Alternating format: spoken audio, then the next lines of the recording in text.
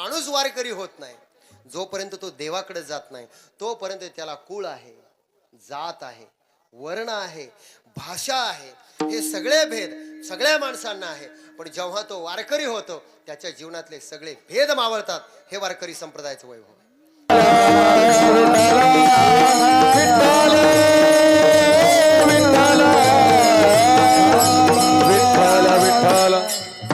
बऱ्याच वेळा लोक आम्हाला विचारतात, महाराज ज्या वारकरी संप्रदायाचं तुम्ही एवढं भूषण सांगता काल्याच्या कीर्तनाचं, आपण काल्याचं कीर्तन नेहमी ऐकतो.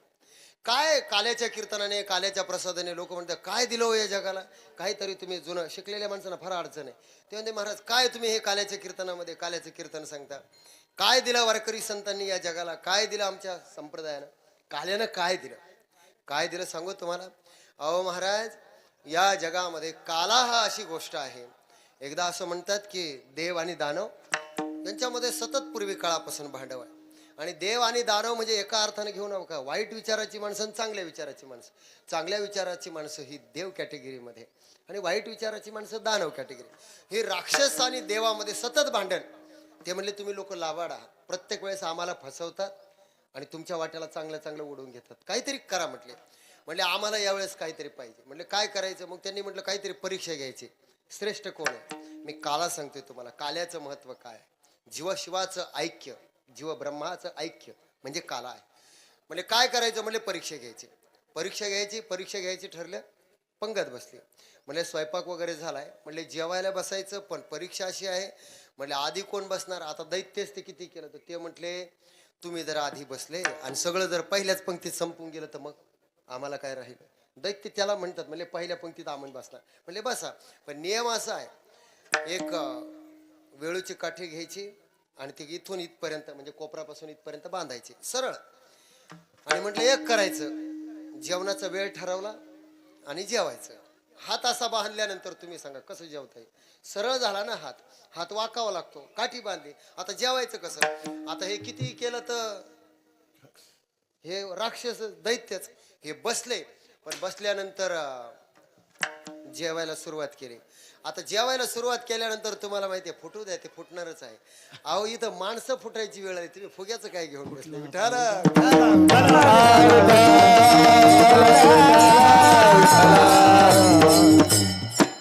टेम्परेचर खूप आहे, म्हणजे उन्हाकडं पाहल्या जाईना इतकं. आणि आपलं कीर्तन थोडं उशिरा, पण काळजी करू नका. मी बरोबर तुम्हाला जेवायच्या वेळेला बरोबर सोडतो, काल्याच्या प्रसादाच्या वेळेला सोडतो. कीर्तन वेळेवर संपेल. मी हे या करता सांगतो. आता ते हात तर काही वाकत नाही, मग जेवायचं कसं. जेवता येईना. मग राक्षसच ते त्याने हात घास घ्यायचा, वरती न्यायचा. आता वर नेल्यानंतर एवढ्या किलोमीटरहून टाकल्यावर तुम्हाला वाटतं का तो तोंडातच पडेल. बरोबर नाही ना. मग काही नाकात, काही डोळ्यात, काही एखादा चुकून हुकून तोंडात. त्यांचं काही जेवण झालं नाही, बराच वेळ झाला. ते म्हणले तुम्ही देव नेहमी असंच करता. पेपरच अवघड काढला. आम्ही बघू म्हटले तुम्ही कसं जेवता. त्यांनी त्यांच्याही हाताला तशाच काड्या बांधल्या आणि त्यांनी जेवायला बसायचं तर बसले. हे कसे बसले. हे आपलं 36 सारखे बसले उलटे. आणि देव कसे बसले. देव समोरासमोर बसले 63 समोरासमोर बसले. आता समोरासमोर बसल्यानंतर तुम्हाला माहिती आहे म्हणजे आपल्याला जेवता येत नाही ना. याने घास घ्यायचा, समोरच्याला भरायचा आणि समोरच्याने समोरच्याला भरायचा. यालाच आमच्या काल्याच्या भाषेमध्ये एकमेका देवमुखी सुखी घालू आहुपारी, सुखी घालू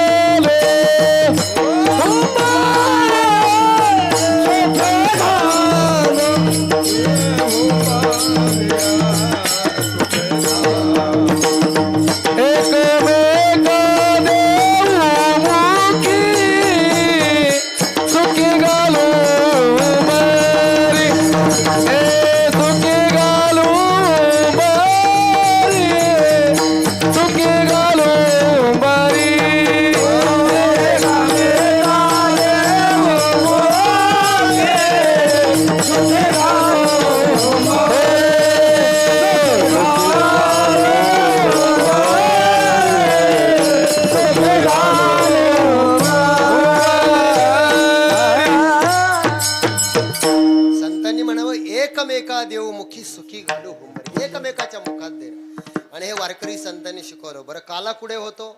वाळवंटात होतो. दही भाताचा काला होतो, दही दह्याचा काला होतो. लाह्या किंवा ज्याला आपण लाह्या म्हणतो, कोणी त्याला मुरमुरे म्हणतं. तुम्ही एक सांगा, हे जर दुकानात घ्यायला गेलं तर काय भाव आहे हो याचा? बरं असे तुम्हाला कोणी दिलं तर तुम्ही किती किंमत द्याल त्याला? भेळ जी खाता तुम्ही त्याच लाह्या आहे की नाही? लाह्या त्याच आहे. बरं ज्वारीपासून आपण जे तयार करतो, बरोबर आहे की नाही? पण याचं संतांनी महत्व सांगितलं की वाळवंटात होतो आणि याच्याच लाह्याचाच प्रसाद का होतो याचं कारण सांगितलं की तुम्ही जर ज्वारी पेरली तर ती उगवते, बरोबर आहे की नाही? उगवते. पण त्यात जर लाह्या बीज भाजून केली लाही, बीज भाजावं लागतं म्हणजे ते पुन्हा उगवत नाही. म्हणून तर तुकाराम बीज आहे. बोलणं लक्षात आलं? म्हणून तुकाराम बीज आहे. ज्याच्या जीवनातलं बीज भाजलं त्याच्या जीवनातलं दुःख संपलं, त्याच्या जीवनातलं जन्म आणि मरण संपलं. म्हणून काला आहे. काला हा फक्त संतांच्या आणि देवाच्या सहवासात. नुसत्या जीवामध्येही काला होत नाही आणि नुसता देवामध्येही काला होत नाही. नुसता देवामध्ये काला झाला आता तर वैकुंठी तो वैकुंठी तो ऐसे नाही, वैकुंठी तो ऐसे नाही. कवळ काही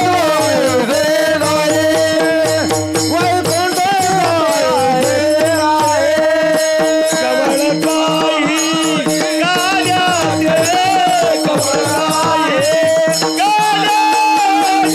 वैकुंठी तो ऐसे नाही, वैकुंठी तो ऐसे नाही.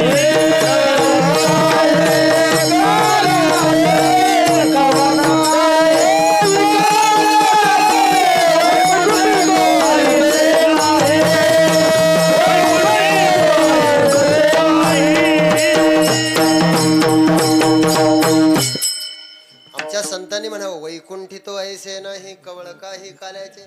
म्हणून त्यांना इच्छा आहे स्वर्गीचे अमर इच्छिता देवा मृत्युलोकी वावा जय वावा मृत्युलोकी वावा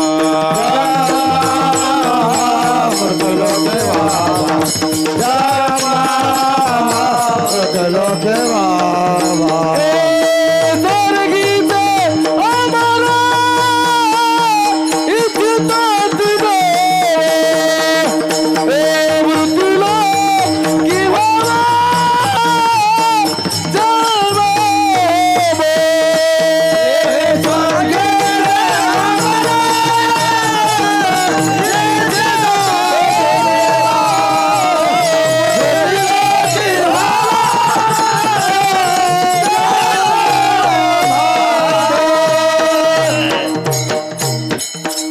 स्वर्गातील देवाधिकांना इच्छा आहे. प्रमाणालाही काही प्रमाण ठेवा. माझी विनंती, ऐकायसारखे कीर्तन ऐकत राहा. टाळ करायला विनंती, प्रमाण प्रमाणात द्या. विठाला विठाला विठाला विठाला विठाला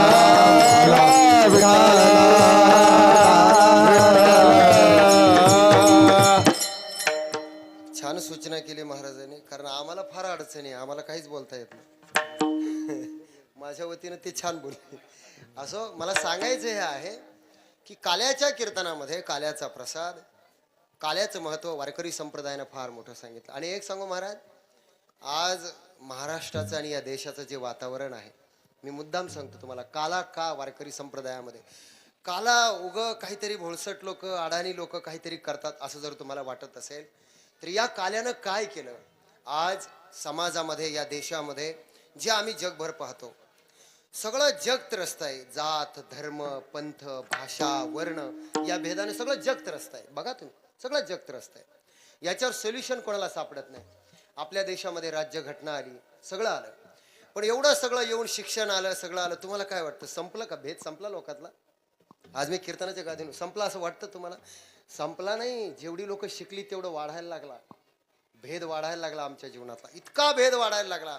अहो महाराज, बाकीचं मला माहित नाही, पण या वारकरी संप्रदायाने या संतांनी, अहो दुसरीकडे काय असेल मला माहित नाही, पण वारकरी संतांचा विचार एवढा श्रेष्ठ आहे. आज एवढा काळ जाऊन सुद्धा आमच्यातला भेद संपेना, आमच्यातली भेद बुद्धी संपेना. पण 1100 ते 1200 1300 शतकामध्ये ज्ञानोबराय आणि आमच्या नामदेव महाराजांनी सगळ्या जाती धर्माचे पंथाचे सगळेच संत, सगळे लोक एकत्र केले वाळवंटामध्ये आणि एका पंक्तीला बसवले. याच्यापेक्षा मोठी लोकशाही काय असेल या देशामध्ये? याच्यापेक्षा मोठी लोकशाही काय असेल? पण आम्हाला अजून वारकरी संप्रदायाचं मोठेपण कळालंच नाही. जी लोक म्हणतात वारकरी संप्रदायाने या जगाला काय दिलं, त्यांना मला आवर्जून सांगणं आहे. तुम्हाला छत्रपती संभाजीनगर जवळ एक देवगिरी किल्ला आहे, ज्याला दौलताबाद सुद्धा म्हणतात, माहीत असेल. एक उदाहरण एका पुस्तकामध्ये मी अलीकडेच वाचलं, मला खूप आवडलं म्हणून सांगतो. काला का करायचा, काला सांगतो बरं का मी तुम्हाला. काल्यामध्ये बाकीच्या गोष्टी सांगणार आहे, पण मुद्दाम हे सांगतो, काला का करतो आपण, काल्याचं महत्व काय. या संतांनी सहज समाजाला किती मोठ्या मोठ्या गोष्टी शिकवल्या, ज्या आतापर्यंत कोणाला शिकवता आले. काला काय शिकवतो आपल्याला, तर तो देवगिरी किल्ला, दौलताबादचा जो किल्ला आहे, देवगिरी किल्ला म्हणतो आपण त्याला. यादवांचं राज्य पूर्वी तिथं होतं. आणि हा किल्ला असा आहे, इतिहासकार असं सांगतात की या किल्ल्याला आतापर्यंत कोणीही पराक्रमाने जिंकू शकलं नाही, फितुरीनं जिंकावं लागलं असा तो किल्ला आहे. कारण तिथे ते खिंड वगैरे आहे, तुम्ही बघा कधी गेला तर, ज्यांनी बघितलं असेल त्यांच्या लक्षात येईल. असं म्हणतात की अलाउद्दीन खिलजी दिल्लीहून तो किल्ला जिंकण्याकरता आला, त्यावेळेची गोष्ट आहे, जिंकण्याकरता आला. किती लांबचा प्रवास आहे, दिल्ली ते देवगिरी किल्ला, किती लांबचा, एवढा लांबचा प्रवास फक्त किल्ला जिंकण्याकरता आला. बघा बरं काय ताकद आहे. किल्ला जिंकण्याकरता आला, जवळजवळ 3-4 महिने ते युद्ध चाललं, पण त्याला काही जिंकताच आला नाही. थकलं ते शेवटी, एवढं थकलं की त्याच्याजवळची सामग्री वगैरे संपत आली. मग काय करायचं, म्हटले जाऊ द्या, किल्ला काय जिंकला जात नाही आपल्याला, चला परत. तो परत निघाला. परत निघाल्यानंतर गंमत अशी आहे, असंच गुढीपाडव्याचे हाच वेळ होता त्यावेळेचा. किल्ल्याला वेढा मारून दुसऱ्या बाजूला त्यांचा मुक्काम पडला, पलीकडची साईड मुक्काम पडला. आता मुक्काम पडल्यानंतर उन्हाळ्याचे दिवस होते, रात्रीचा मुक्काम आहे. त्या अलाउद्दीन खिलजीनं पाहिलं, कुठे किल्ल्यावर पाहिलं, तिथं जागोजागी जाळ पेटलेला होता. नीट ऐका बरं, जाळ पेटलेला होता. आणि मग त्याच्या लक्षात आलं की शेकोटी म्हणावं तर उन्हाळ्याचे दिवस आहे, उन्हाळ्यात कोणी शेकोटी करत नाही, ही शेकोटी नाही मग काय आहे. मग त्याने एका मेंढपाळाला जवळ बोलवलं, त्याला विचारलं की खरे बाबा हे काय आहे नेमकं. ते मेंढपाळाने दिलेलं उत्तर आहे. म्हटले महाराज, ते किल्ल्यावर राहणारे जे लोक आहेत त्यांच्या चुली आहेत, त्या चुली आहेत. म्हणले मग इतक्या वेगवेगळ्या चुली का, एक चूल का नाही. ते म्हणले महाराज तसं नाही, वेगवेगळी चूल यामुळं आहे, ब्राह्मणाची चूल वेगळी, चांभाराची चूल वेगळी, सुताराची चूल वेगळी. विचार करा, हे मी त्या काळातली गोष्ट तुम्हाला सांगतो आहे. तेव्हा त्या अलाउद्दीन खिलजी काय म्हणतो माहितीये का, अरे जी माणसं एकत्र जेवू शकत नाही ती एकत्र लढतील काय. पुन्हा तो परत आला आणि त्याने किल्ला जिंकला. मला सांगायचे हे, ज्या काळामध्ये समाजाचे तुकडे होत होते, विभाजन होत होतं जातीच्या नावावर, धर्माच्या नावावर, त्या काळामध्ये एकमेकाच्या मुखामध्ये घास भरवायचा आणि एकत्र कसं चालायचं, हे ज्या वारकरी संतांनी जगाला शिकवलं, हे आमच्या वारकरी संप्रदायाचं वैभव आहे, हे वैभव आहे. म्हणून केवळ आम्ही दही भाताचा काला करतो, काहीतरी प्रसाद करतो, हे लोकांना सांगायचं नाही. आता शिकलेल्या पिढीनं आम्हाला हे सांगावं लागेल की जो काला आमच्या संतांनी शिकवला तो काला किती श्रेष्ठ आहे. विठाला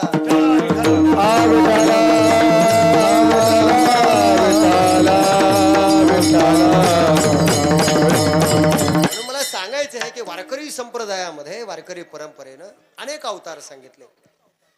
दत्त संप्रदायामध्ये 24 आहे, वारकरी संप्रदायामध्ये 10 आहे. अवताराबद्दल फार बोलत नाही, तेवढा वेळ नाही. एवढंच सांगतो की या 10 अवतारामध्ये संतांनी सांगितलं राम आणि कृष्ण हे पूर्ण पुरुषोत्तम अवतार आहे. आणि या 2 अवतारांचंच वर्णन बघा तुम्ही, इथे सुद्धा संतांनी सांगितलं, एदसे चरित्र केले नारायणे रांगता गोदने राखत आहे. त्याही काल्याच्या कीर्तनाची आपल्याकडे मर्यादा आहे. मी तर म्हणतो काल्याची कीर्तनाची सोडा, कीर्तनाचीच मर्यादा आमच्या संतांनी घाल. मुद्दाम बरं का, थोडी क्षमा मागून बोलतो. आता आपल्याच भागात आहे, मीही तुमच्याच भागात राहायला आलोय, त्यामुळे मुद्दाम तुम्ही सगळे आपल्या घरचे आहे म्हणून बोलतो. कीर्तनाला काही मर्यादा आहे, त्या सगळ्यांनी पाळल्या पाहिजे. भक्ती ज्ञाना विरहित इतर गोष्टी न करा, प्रेम भरे वैराग्याच्या युक्ती विवरावे. अलीकडच्या काळामध्ये कोण कीर्तन कसं करतं त्यावर मी स्टेटमेंट करणार नाही, तो माझा अधिकार आहे नाही. पण एक वाक्य मात्र आवर्जून सांगेल, कीर्तन कसं करावं, कसं असावं, कोणी करावं त्याबद्दलही मी बोलणार आहे. किती कीर्तनकार असावे त्याबद्दलही माझं मत नाही. पण एक माझं मत आहे की कीर्तनकारानं चारित्र्य संपन्न असावं, याबद्दल मी आग्रही आहे. याबद्दल मी आग्रही आहे. का आग्रही याचं कारण सांगतो. अहो महाराज, आम्हाला घरी चहा किती वेळाने येतो हे कीर्तनच नाही सांगत. पाणी लवकर मिळत नाही. महाराज लोकांचे काय हाल आहे मी तुम्हाला सांगत नाही, अवस्था खूप बिकट आहे. पण बाहेर गेल्यानंतर लोक आमची एवढी पूजा करतात, एवढा आदर करतात, एवढा प्रेम सन्मान देतात. काय अपेक्षा आहे लोकांना आमच्याकडून? काय अपेक्षा आहे? तुम्ही लोकांना ब्रह्मज्ञान शिकवता, शुद्ध ज्ञान सांगता. अहो, आमच्या नाथ महाराजांनी, आमच्या ज्ञानोबरायांनी कीर्तनाची मर्यादा घालून दिली आपल्याला. कीर्तन असं असावं का ऐकणाऱ्याला ते ऐकताना लाज वाटू नये. भक्ती, ज्ञान, वैराग्य याची वृत्ती अंतःकरणामध्ये प्रफुल्लित झाली पाहिजे. आणि कीर्तनामधून मनोरंजन होऊ नये याही मताचं मी नाही. कारण कीर्तनातून मनोरंजन होत नाही असं कोणी तुम्हाला सांगितलं? होतं मनोरंजन. जर कीर्तन हा मनोरंजनाचा पार्ट नसता तर तुम्हाला एक सांगू, नाथ महाराजांची भारुडं म्हणजे 100% मनोरंजन आहे. आहे की नाही? पण मनोरंजन करता करता सुद्धा लोकांच्या डोळ्यात सहज अंजन घालता येतं. हे नाथ महाराजांनी जगाला शिकवलं. हे नाथ महाराजांनी शिकवलं. म्हणजे कीर्तनात विनोद असू नये वगैरे हे मी याबद्दल, माझं त्याबद्दलही मत नाही. असावे पण ते कमरेखालचे नसावे. यात काय वाईट आहे का?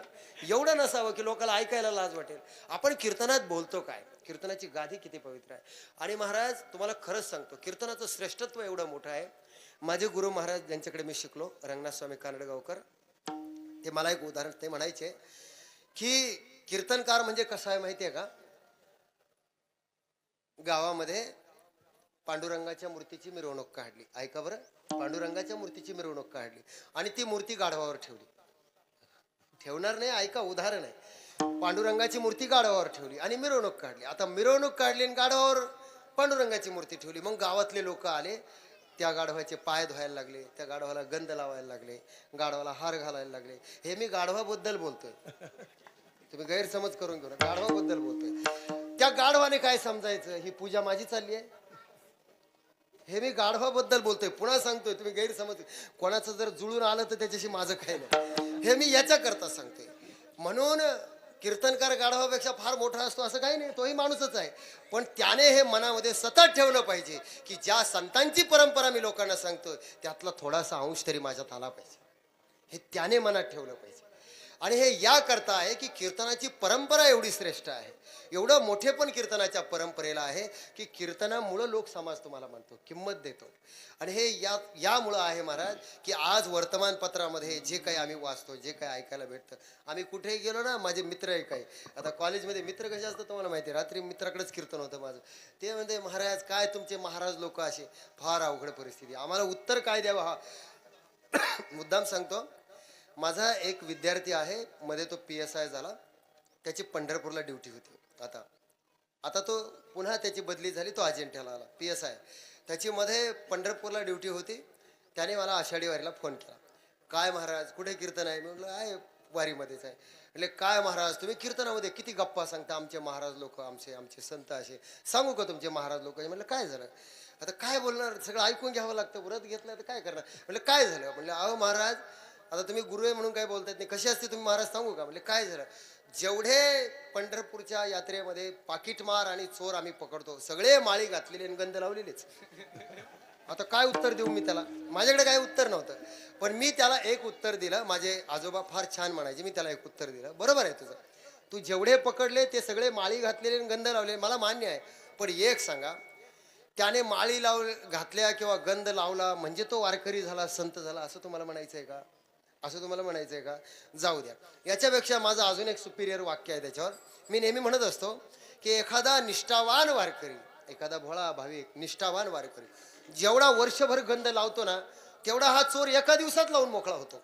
मग तो वारकरी नाही, तो वारकरी नाही. वारकरी होण्याकरता जी निष्ठा जीवनामध्ये असावी लागते ती असेल तरच संप्रदायाचा माणूस आहे. विठाला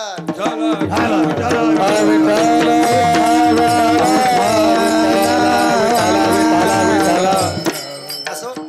मला सांगायचं काय आहे, वारकरी परंपरेमध्ये दत्त संप्रदायामध्ये 24 अवतार आहे, वारकरी संप्रदायामध्ये 10 अवतार आहे. त्यापैकी राम आणि कृष्ण हे पूर्ण पुरुषोत्तम अवतार आहे, हे मी सांगत होतो. या 2 अवताराचंही पुन्हा वैशिष्ट्य असं आहे की कृष्ण अवताराचं वर्णन करायचं म्हणजे काय करायचं? उच्चार करायचा, फक्त बोलायचं, वर्णन करायचं, फक्त बोलायचं. आणि राम अवताराचं काय करायचं? आचरण करायचं. बघा तुम्ही, रामासारखं उत्तम चरित्र जगामध्ये दुसरं नाही. रामासारखं उत्तम चरित्र जगामध्ये नाही. एक बाणी, एक वचनी, एक पत्नी. आणि मी सांगतो तुम्हाला मुद्दाम म्हणून, आज पुनरुक्तीचा दोष पत्करून सांगतो की आपल्या महाराष्ट्रातल्या माणसाला एका गोष्टीचा अभिमान वाटला पाहिजे. का माहितीये का? कारण प्रभू रामचंद्र तर जगात श्रेष्ठच आहे, यात काही वादच नाही, यात काही वादच नाही. पण गोविंदगिरीजी नावाचे एक संन्यासी महात्मा आहे, फार मोठे महात्मा आहे. ज्यावेळेस राम मंदिराची प्राणप्रतिष्ठा झाली त्यावेळेस तिथे ते होते. नरेंद्र मोदी वगैरे सगळे होते. ते बोलताना काय म्हटले माहितीये? आपल्या महाराष्ट्राला का स्वाभिमान वाटला पाहिजे माहितीये का? अयोध्येत बोलत असताना एक महात्मा जे बोलतो त्याच्यामुळे महाराष्ट्राच्या माणसाची छाती फुगून जाते. 56 इंचाचे होते. का माहितीये ते काय म्हणले माहितीये? ते म्हणले या जगामध्ये उत्तम राजा जर कोणी असेल तर प्रभू रामचंद्र, उत्तम पुरुष जर कोणी असेल तर प्रभू रामचंद्र. प्रभू रामासारखा पिता नाही, प्रभू रामासारखा उत्तम पुत्र नाही, आणि प्रभू रामासारखं चरित्र जगामध्ये कुठे नाही. पण त्यांनी सांगितलं प्रभू रामानं जे रयतेचं राज्य निर्माण केलं, ज्याला आपण रामराज्य म्हणतो, ज्या रामराज्याची कल्पना अलीकडे लोक करतात, असं रामराज्य या जगामध्ये फक्त कोणी निर्माण केलं तर प्रभू रामचंद्राने केलं. पण जे प्रभू रामचंद्राने रयतेचं रामराज्य निर्माण केलं ते प्रभू रामचंद्रानंतर फक्त महाराष्ट्रातल्या छत्रपती शिवाजी महाराजांना रयतेचं राज्य निर्माण केलं. हे त्यांचं वाक्य आहे, जसंच्या तसं सांगतो. मला वाटतं प्रभू रामचंद्रानंतर जर महाराष्ट्रातल्या छत्रपती शिवाजी महाराजांची तुलना होत असेल तर आपल्याला आपल्या राजाचा किती स्वाभिमान वाटला पाहिजे हे आम्ही समजून घेतलं पाहिजे. आम्ही देव का म्हणतो छत्रपती शिवाजी महाराजांना हे आम्हाला समजून घेता आलं पाहिजे. विठाला विठाला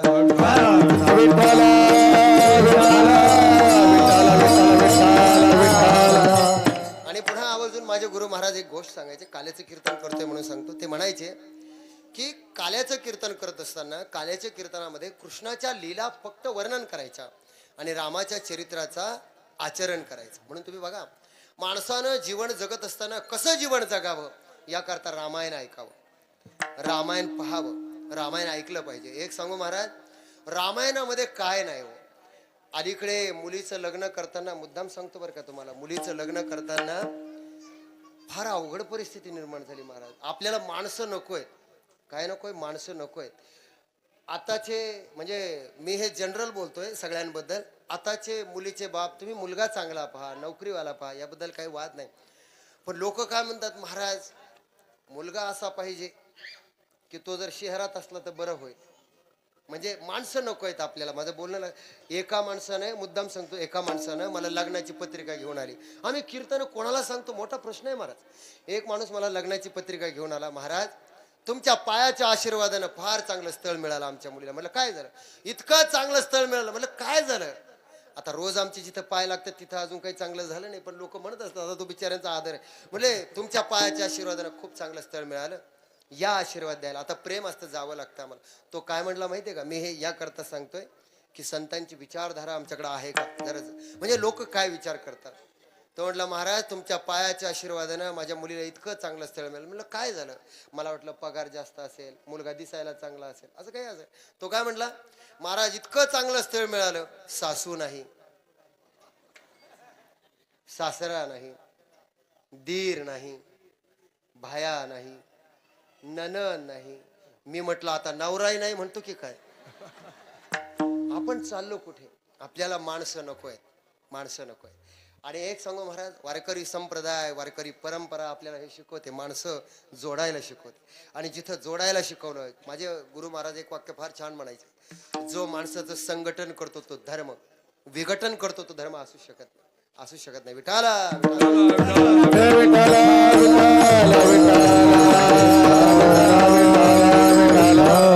म्हणून आज माझ्या सगळ्या आलेल्या माता माऊल्यांच्या तुमच्या पायावर डोकं ठेवून तुम्हाला एक गोष्ट सांगतो. काही गॅरंटी आहे का हो? तुमच्या मुलीला तुम्ही किती चांगलं स्थळ पाहिलं, राजवैभव पाहिलं, पाहू नका असं मी म्हणत नाही, पहा, पण किती चांगलं पाहिलं तुमची मुलगी सुखात राहील असा बॉन्ड आहे का? कुठं आहे का? 100% गॅरंटी आहे का? नाही. पण एका गोष्टीची गॅरंटी मी देतो, तिला रामायणाची गोष्ट शिकवा, तिला चांगले संस्कार द्या.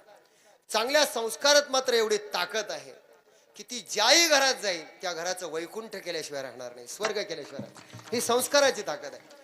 अहो महाराज, ज्यावेळेस सीता मातेचं लग्न झालं, पाहून देताना कसे होते राम?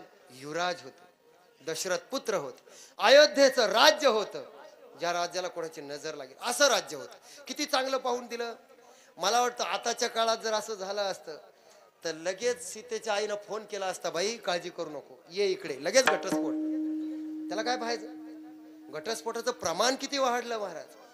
अहो महाराज, आज मी कीर्तनात तुम्हाला सांगतो, आमच्या गावामध्ये मी काय अशी अशी घरं पाहिली की आमचे आजी आजोबा, आमचे पूर्वज जे आम्ही पाहिले, त्यांना जर पाहिलं ना, त्यांचं कुठेच मॅच होत नाही. ऐका बरं मी काय म्हणतो, त्यांचं कुठेच मॅच होत नाही. आमच्या आजी आजोबाचं कुठेच दिसण्यात नाही, उंचीत नाही, कशातच मॅच होत नाही. पण आयुष्यभर संसार केला. जुनी लोक शिकलेली नव्हती, पण नीती नियमानं वागणारी होती. हे विशेष सांगतो तुम्हाला. आता सगळी अनुकूलता आली, काहीच नव्हतं महाराज त्यांच्यामध्ये, तरी त्यांनी संसार. अहो, एखादी बाई जर संस्कारी असेल ना, तर दारुड्याचा संसार सुद्धा चांगला करते. ऐका बरं, दारुड्याचा संसार चांगला करते. संस्काराची गरज आज जगामध्ये का आहे? रामचरित्र आमच्या समोर पाहिजे. म्हणून रामासारखं चरित्र जर तुमच्या समोर असेल तर बघा, सीतेचं जीवन इतकं बदललं की जे राजवैभव भेटणार होतं, कुठे जावं लागलं? वनवासात. वनवासात जाऊन सुद्धा, वनात जाऊन सुद्धा, उशाला दगड घेऊन सुद्धा जिजवळ जाऊ शकता संस्कार. तुम्ही कुठेही राहा. अरे एक सांगू का महाराज, तुम्ही कुठेही राहा, कारण आमचं वारकरी संप्रदाय असं सांगतो की ज्ञानोबची फार छान मूर्ख माणसं असतात ती, की म्हणतात स्वर्गाला जाऊ, वैकुंठाला जाऊ. बरं, जी मेली ना, ती काय लायकीची असतात आम्हालाही माहिती असतात, पण त्यांच्या वर्षश्राद्धाला, त्यांच्या दशक्रियेला आमचं कीर्तन ठेवलं की आम्हाला म्हणावे लागतात स्वर्गवासी, वैकुंठवासी. ते कुणीकडे गेले त्यांनाच माहिती. आता त्यांची आणि माणसंही अशी असतात की ती गेल्यानंतर ते श्रद्धांजली देणारे कुठून येतात माहित नाही. महाराज, आमच्या गावाची फार हानी झाली. काय हानी झाली नाही, हे गेले गाव मोकळं झालं. फार अवघड विचित्र लोक असतात. मी हे सांगतो कशा करता की किती विचित्र अवस्था आहे की मूर्ख माणसं असतात, मेल्यानंतर वैकुंठाची स्वर्गाची कामना करतात. ज्ञानी माणसं ती असतात की जिवंतपणे जिथं राहतात तिथं वैकुंठ आणि स्वर्ग निर्माण करतात. काही एखाद्याने वैकुंठा जावे, माझं मनाचं वाक्य नाही सांग, ज्ञानोबरायचे होय.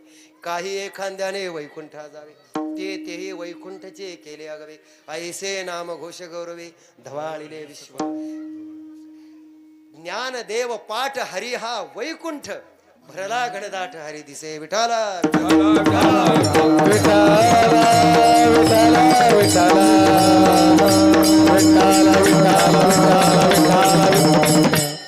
म्हणून रामचरित्राचं आचरण आहे आणि कृष्ण चरित्राचा फक्त उच्चार आहे. आणि दोन्हीचा घोळ नाही करायचा बरं, नाही तर घोळ केल्यानं काय होतं, माझे गुरु महाराज फार छान म्हणायचे. एकदा काय झालं, ते लोकांचं, महाराज लोकांपेक्षा आता लोक हुशार झाले. कीर्तन ऐकलं, ते आपल्याकडे काय होतं, ते श्रावणामध्ये पोथ्या लावतात बघा, माहिती आहे तुम्हाला, बऱ्याच पोथ्या लावतात. एकीकडे पांडव प्रताप, एकीकडे हरिविजय असं लावतात. आता ते एकाच गावामध्ये, एका मंदिरामध्ये हरिविजय, एका मंदिरामध्ये पांडव प्रताप. आता झालं असं, एकाच घरामध्ये जर 4 पक्षाची माणसं राहत असेल, मी म्हणतो आता कोणकोणत्या पक्षात हे सांगणं सुद्धा अवघड आहे अलीकडच्या काळामध्ये, पण राहतात. मग बायको जायची पांडव प्रताप ऐकायला, हा जायचा हरिविजय. आणि काही लोक कीर्तन ऐकून आली की एवढे हुशार झाले, तुम्हाला सांगतो महाराज लोक अडचणीत यायला लागले याच्यामुळं. एकदा एका ठिकाणी कीर्तन केल्यानंतर एका माणसाला मी म्हटलं, बाबा आई वडिलाला आपण सांभाळलं पाहिजे. आपलेच प्रमाण आपल्याला उलटवून सांगतात बरं लोक, काय महाराज तुम्ही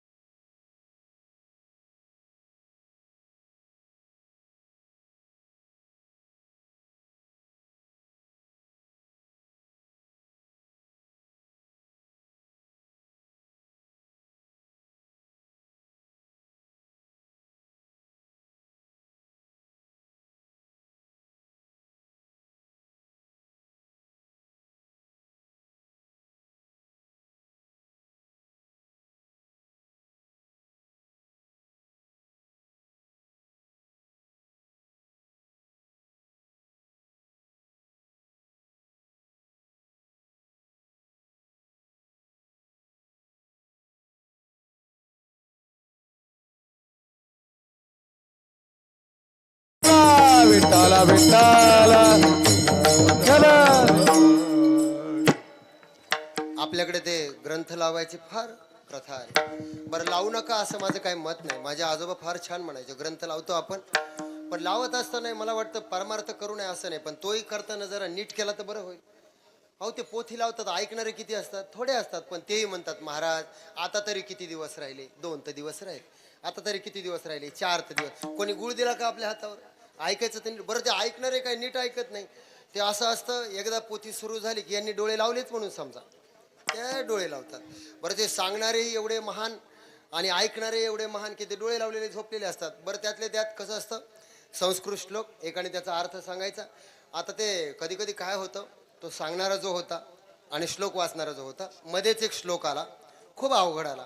आता त्या वाचणाऱ्याला काही वाचता येईना. मग काय करावं? आता आपलं उघडं पडेल. काय करावं? त्याने असं वरमुडकं करून पाहिलं, जागा कोणीच नाही, सगळे झोपलेले.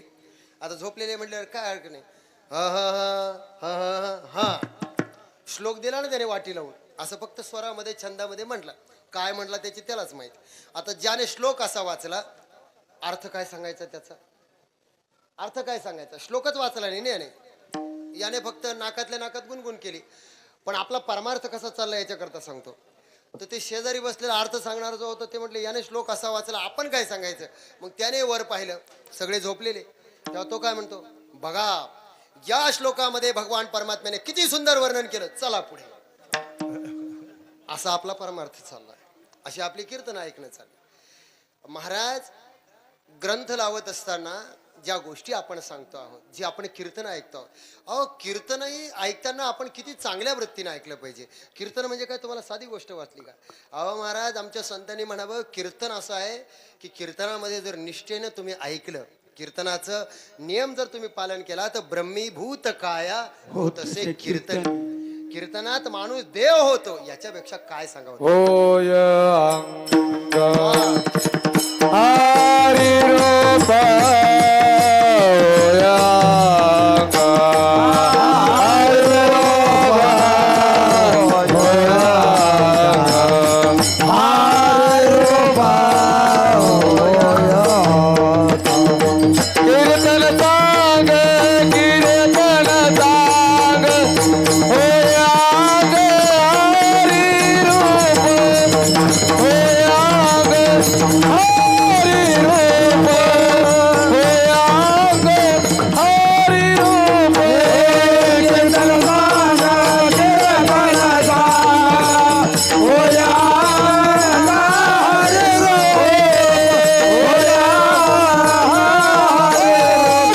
होय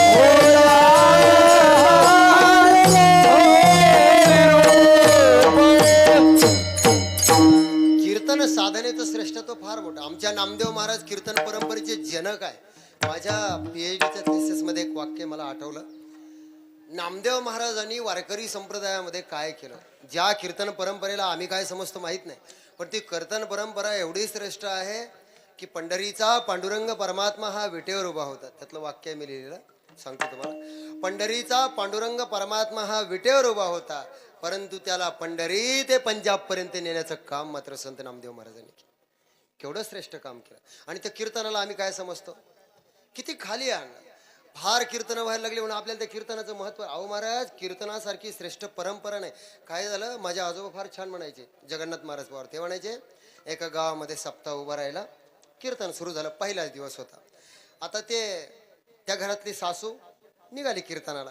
आता कीर्तनाला निघाल्यानंतर त्या घरातली सुनबाई, आता बिचारी सुनेचं जीवन हे जुन्या काळातलं सांगतोय, पारतंत्र्याचं असतं. तिने सासूबाईला विचारलं, अहो आत्याबाई कुठे निघाल्या? म्हणले काही नाही बोधे सुनबाई, आपल्या गावामध्ये सप्ताह सुरू झाला, पहिल्याच दिवसाचं कीर्तन आहे, चालले कीर्तन ऐकायला. आता सुनबाई जरा धार्मिक होती, जिकून ती आली होती ज्या माहेराहून, तिच्या सप्ताह वगैरे व्हायचा, त्याला कीर्तन आवडायचं. मग ती काय म्हटली, अहो आत्याबाई, अहो सासूबाई, आत्याबाई मी येऊ का कीर्तनाला? म्हणजे कीर्तन कोण ऐकतं कसं हे याच्याकरता सांगतोय. मी येऊ का कीर्तनाला म्हटल्यावरती सासूबाई ती आत्याबाई सुनेला काय म्हणते माहितीये का, अगं सुनबाई, अगं बोधे, हे काय तुझं कीर्तन ऐकण्याचं वय आहे का? मग कीर्तन ऐकण्याचं वय कोणतं?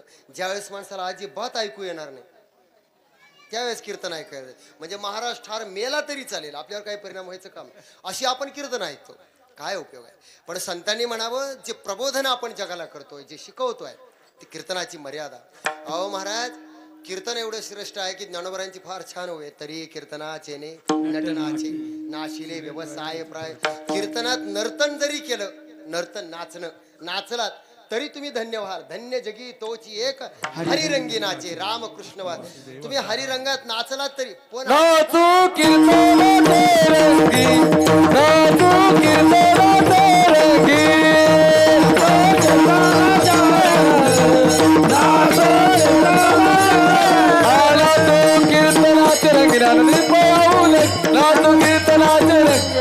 दीप लावून दीप लावून जगी कीर्तनाचे रंगी, नाचो कीर्तनाचे रंगी, नाचो कीर्तनाचे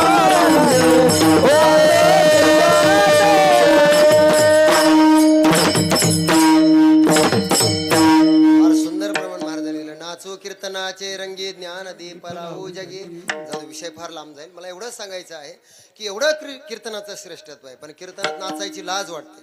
आणि डीजे समोर ते सांगायचंच काम नाही, तिथं नाचतात. पण कीर्तनात नर्तन करण्याला धन्यता आहे, दुसरीकडे धन्यता नाही. असो, मी काय सांगत होतो, एकीकडे हरिविजय चालू होता, कीर्तनाच्या बाहेर जाऊ नका. राम विजय, राम अवतार आणि कृष्ण अवतार या दोन्हीतला फरक सांगतो आणि माझ्या विषयाकडे येतो. राम अवताराचं आचरण करायचं, कृष्ण अवताराचा फक्त उच्चार करायचा. पांडव प्रताप हरिविजय सुरू होतं. सुरू असताना झालं असं, महाराज बायको जायची पांडव प्रताप ऐकायला, नवरा जायचा हरिविजय ऐकायला. रात्री घरी आले, घरी आल्यानंतर ते कथेचा एवढा परिणाम झाला, काही लोकांच्या डोक्यावर एकदा एखादी गोष्ट ऐकली की ते एवढे घेऊन बसतात. तुम्हाला सांगतो, कीर्तनकारांचं काही लोक जेवढं महत्वाचं आहे तेवढंच घेतात. एका जणानं माझं दशक्रियाविधीचं कीर्तन ऐकलं, मी त्याला सांगितलं, बाबा आपण आईवडिलाची सेवा केली पाहिजे. तो काय म्हटला, महाराज तुम्ही दशक्रियाच्या विधीच्या कीर्तनात तुम्ही तर सांगता कवनाचे माय बाप कवन, आता काय वृद्धाश्रमात टाकतो त्यांना, करतो काय? सगळं आपल्या सोयीनं चालू आहे, सगळं परमार्थ सुद्धा आपल्या हिशोबाने. पण मी हे कशा करता सांगतो, ते घरी आलं ऐकून, ते बायकोला म्हटलं, हे बघ हरिविजयामध्ये महाराजांनी आज फार सुंदर कथा सांगितली. म्हणले काय झालं? म्हणले भगवान श्रीकृष्ण परमात्मा, काय चरित्र आहे देवाचं, काय चरित्र आहे. म्हणले किती बायका केल्या देवाने, एवढ्या बायका केल्या आणि मला आज पश्चाताप झाला की मी किती मागे राहिलो. आत्ताशी एक म्हणले करायला पाहिजे अजून एखादी. आता ती बायकोही जरा हुशार होती, शिकलेली होती, ती काय रागवली नाही, काही नाही, भांडा आपट नाही, काही नाही, काही नाही. ती म्हटली, हे बघा काय हरकत नाही, म्हटले माझी परवानगी आहे तुम्हाला, काय हरकत नाही. म्हटले देवानं जर एवढ्या केल्या तर तुम्ही करायला काय हरकत आहे? म्हणले करा करा, काय अडचण नाही, पण एकदा करा, पण माझं एकदा ऐका. तुम्ही एकच कशाला करता, 2-3 करा, काय हरकत नाही. म्हणले हो करा, माझी परवानगी आहे, पण एकदा माझं ऐका. तुम्ही तिकून हरिविजय ऐकून आलात, मी इकून पांडव प्रताप ऐकून आले. पांडव प्रतापामध्ये कसं आहे म्हटले, पांडव किती होते आलं तुमच्या लक्षात? त्यांची पत्नी एकच, एकीनं जर 5 केले होते तर मी अजून एखादा. ते म्हटले, हे बघ तुझाही GR कॅन्सल, माझाही GR कॅन्सल. हे मी कशा करता सांगतो आहे, आपलं कसं आहे, जे आपल्याला आवडतं, जे आपल्याला करावंसं वाटतं ते आपण देवावर आणि धर्मावर घालतो. म्हणून तर संतांनी म्हणावं, भजन घाली भोगावं. नाही तर तुम्ही बघा, आपण एखाद्याला जर म्हटलं पंढरीची वारी करा, कीर्तनात या, लोक एवढे हुशार झाले. लोक काय म्हणतात, महाराज तुम्ही नशिबान आहात, काय तुमचं प्रारब्ध, तुम्ही रोज कीर्तन करता, भजन करता, काय तुमचं प्रारब्ध तुमच्या नशिबात आहे, म्हणून तुमच्या नशिबात परमार्थ आहे. परमार्थ कशात आहे? ऐका बरं का माझं बोलणं, परमार्थ कशात आहे? परमार्थ करणाऱ्या लोकांना काय म्हणतात लोक, तुमच्या नशिबात परमार्थ आहे. आपण त्याच्या घरी जा, मी तुम्हाला एक सांगतो, ज्याने ऐकलं त्याच्याकरता, त्याच्या घरी जाऊन त्याला फक्त एवढं म्हणा, त्याच्या मुलामुलीचे लग्न आलेले असतात जवळ, हे का हो महाराज, तिच्या नशिबात असेल तर मिळेल ना एखादा, तुम्ही कशाला टेन्शन घेता एवढं? तो म्हणतो, नाही मी केलं तरच होईल, माझ्या केल्यानंच होईल आणि मलाच ते करावं लागेल, त्याच्याशिवाय होणार नाही. संसारात प्रयत्न करतो, प्रयत्न संसारात आहे, आणि भजन घाली भोगावर. म्हणून तुम्ही सांगा, भजन प्रारब्धावर घालतो. म्हणून आमच्या संतांनी सांगितलं, बाबा उलट परमार्थ प्रयत्नाने करावा लागतो, अट्टहासाने करावा लागतो, संसार होत असतो. विठाला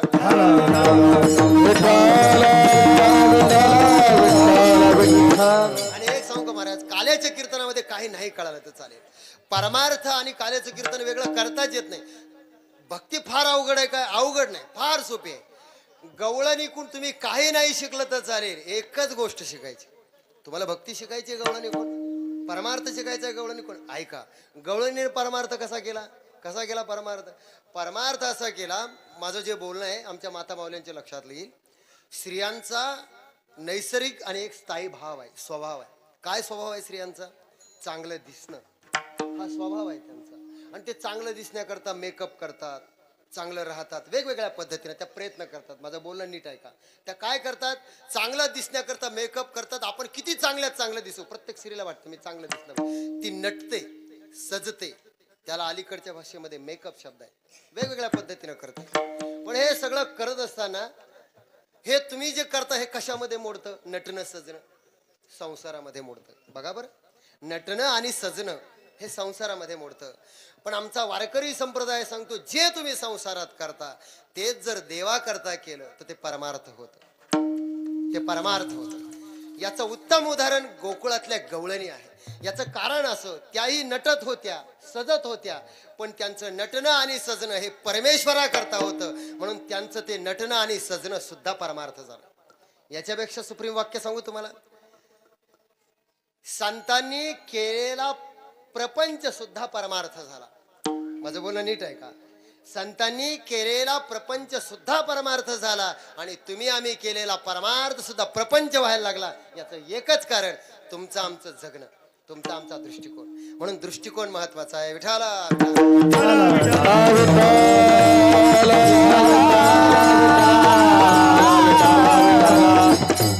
म्हणून जेव्हा भगवान परमात्मा या अवनी तलावर येतो, अवताराला येतो, त्याच्या अवताराचे अनेक कारण जरी संत सांगत असते तरी 3 लोक या लोकामध्ये येतात.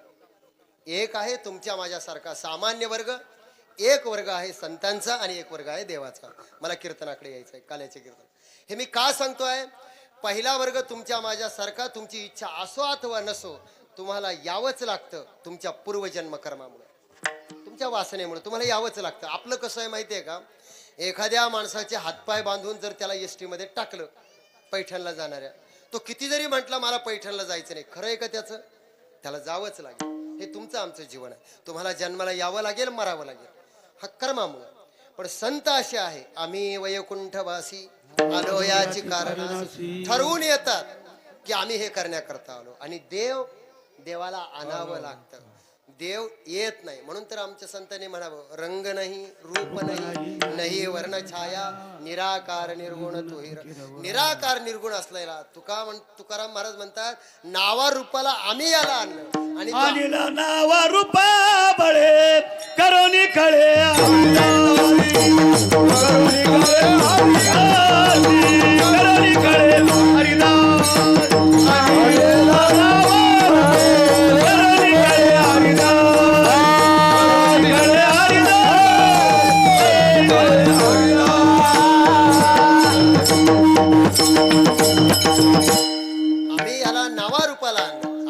कोणामुळे? संतांमुळे. कारण देवाचं ब्रीद वाक्य आहे, यदा यदा हि धर्मस्य ग्लानिर्भवति भारत अभ्युत्थानम धर्मस्य तदात्मानं सृजामि. जे वेळी धर्म जात युगायुगे मे रक्षण. असं फार त्याच्यावर ओव्या आहे, श्लोक आहे, ते सांगत बसत नाही. पण कारण काय देवाला येण्याचं? एकच, परित्राणाय साधूना. साधूचं रक्षण. धर्म हा गुण आहे आणि तो कोणाच्या आश्रयाने राहतो? कोणाच्या आश्रयाने राहतो? साधूच्या आश्रय. साधूचं रक्षण केलं म्हणजे, अहो मंदिर बांधलं म्हणजे धर्माचं रक्षण नाही होत. ऐका तुम्ही, मंदिराने नाही होत. कशाने होतं? जो धर्म जाणतो, जो धर्म पाळतो, त्याच्या रक्षण केल्याने, त्याचा सांभाळ केल्याने धर्म उभा राहतो. म्हणून देव जेव्हा जेव्हा येतो तो फक्त साधूच्या रक्षणाकरता. परित्राणाय साधू एवढंच कर. आणि देव येतो आणि नुसता येत नाही, तर येत असताना देवाच्या येण्याने साधू संतांचं. अहो म्हणून आमच्या संतांनी म्हणावं की जेव्हा जेव्हा देव या ठिकाणी येतो आमच्यासाठीच येतो. आम्हासाठी अवतार किंवा धर्म रक्षावयासाठी, धर्मासाठी तू अवतार घेतो. धर्माची तू अनेक अनेक प्रमाण संतांनी सांगितली. ही सगळी प्रमाण सांगत नाही, पण जेव्हा देव या ठिकाणी अवनी तलावर येतो तेव्हा संतांनी म्हणावं देवाचं अवतार कार्य हे फक्त संतांकरता असतं. आणि म्हणून ज्या भगवान परमात्म्याच्या चरित्राच्या संबंधानं आपण गोकुळामध्ये भगवान परमात्म्याने ज्या काही लीला केल्या, त्या लीलेच्या संदर्भाने जेव्हा आपण विचार करतो तेव्हा तो भगवान परमात्मा या अवनी तलावर कसा येतो? तर याचं कारण, जेव्हा देवाकडे गाऱ्हाणी जातात की बाबा या पृथ्वीवर पाप फार झालं आणि आता तुम्हाला यावं लागेल. मी जसं सांगितलं की साधूच्या रक्षणाकरता देव येतो, संतांच्या रक्षणाकरता येतो. आणि जेव्हा जेव्हा पाप जास्त होतं देवाला यावंच लागतं आणि देव येतो. आणि मग वसुदेव आणि देवकीच्या पोटी सगळे कथाभाग तुम्हाला माहिती आहे, तो पूर्ण सांगत बसत नाही. कारण मला वाटतं आता ऊन तापलेलं आहे, त्या हिशोबाने चरित्र मला पुढे पुढे न्यावं लागेल. मग जेव्हा भगवान परमात्मा येतो, भगवान परमात्मा आल्यानंतर पायामध्ये बंधनं आहे आणि वसुदेव आणि देवकीला सांगतो की बाबा मला तुम्ही आता गोकुळाला नेऊन सोडा. पण ते सांगितले आमच्या पायामध्ये बंधने.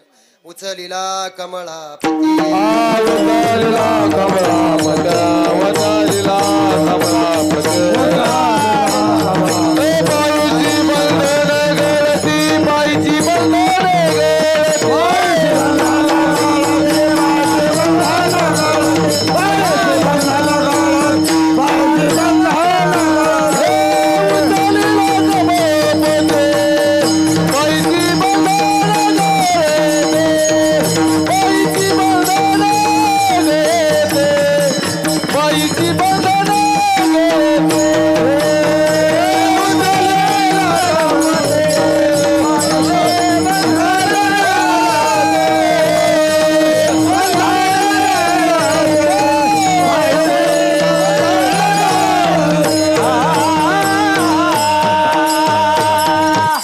आमच्या संतांनी म्हणा उचलिला कमळापते पायाची बंधने गळती. अहो ज्या भगवंताचं नाम घेतल्यानंतर तुटती भवबंधने, तेषामहं समुद्धरता मृत्यू संसार, असा तो परमात्मा आहे. संसार रूपी सागरातून तारून येतो. ज्याच्या नामानं बंधनं तुटतात, तो ज्यांच्या हातात असेल त्यांची बंधनं काय राहतील, बंधनं तुटून पडतात. सगळं तुम्हाला माहिती आहे.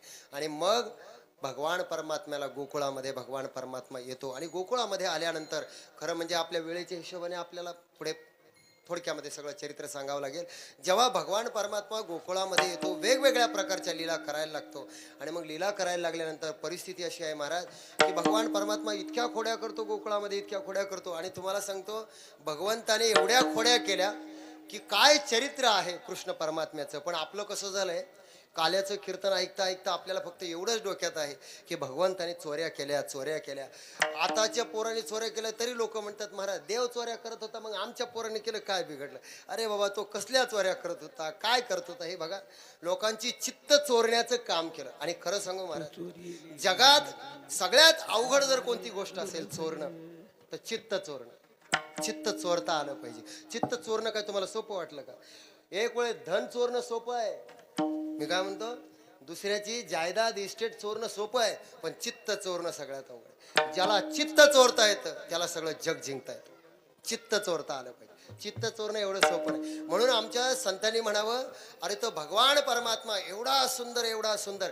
अहो विचार करा, आजही आपल्या घरामध्ये आपल्या कुटुंबामध्ये एखादं लहान मुलं जर जन्माला आलं, बरं लहान मुलं इतकी निरागस असतात, इतकी निरागस असतात.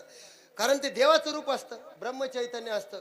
त्यांना खोटं बोलणं माहित नाही, त्याला काहीच माहित नसतं. म्हणून तर आपण त्यांना देवाचं रूप म्हणतो, आपण पाया पडतो त्यांच्या. तुम्ही बघा त्यांना जर आपण पाहिलं ना महाराज, कोणालाही बघा तुम्ही, लहान मुलाला उचललं की आपल्याला असं वाटतं याला उचलूनच घ्यावं. लहान मुलं इतकी गोड असतात ती. त्यांच्या मनामध्ये काम, क्रोध, लोभ, मत्सर, दंभ, अहंकार काही नसतं. त्यांना काही कळत नाही. अहो काही कळत नाही म्हणजे तुम्हाला सांगतो, त्यांना कोणाबरोबर काय बोलावं, कसं वागावं काही कळत नाही. म्हणून ते त्यांना ब्रह्माचं रूप म्हणतात. असा जर लहान मुलं इतकं सुंदर दिसतं, तर स्वतः जगाचा मालक जर लहान मुलाचं रूप घेऊन आला असेल तर तो किती सुंदर असेल. आमच्या संतांनी फार सुंदर वर्णन करावं की जेव्हा गोकुळामध्ये भगवान परमात्मा फिरायचा. आमच्या नाथ महाराजांची गवळण आहे, माझा कृष्ण देखिला काय, माझा कृष्ण देखिला काय, कोणीतरी सांगा गे सांगा, कोणीतरी सांगा गे सांगा, कोणीतरी सांगा गे सांगा, माझा कृष्ण देखिला काय, माझा कृष्ण देखिला काय, कोणीतरी सांगा गे सांगा, कोणीतरी सांगा गे सांगा. सांगा माझा परमात्मा कोणाला दिसला, तळमळ आहे अंतःकरणामध्ये. त्या गवळणीला देव सोडून काही सुचतच नाही. देव पाहतात, सारखं देव पाहत. बरं देव दिसत नाही म्हणून देवाला पाहण्याकरता निमित्त आहे. बरं निमित्त असं आहे, बरं त्या गोकुळामध्ये आलेल्या सगळ्या गवळणी आमच्या संतांनी म्हणा, कोणी लेकी कोणी सुना, कोणी लेके कोणी सुना, कोणी लेके कोणी सुना, कोणी लेके कोणी सुना, कोणी एक सतते, कोणी एक स्वतंते, कोणी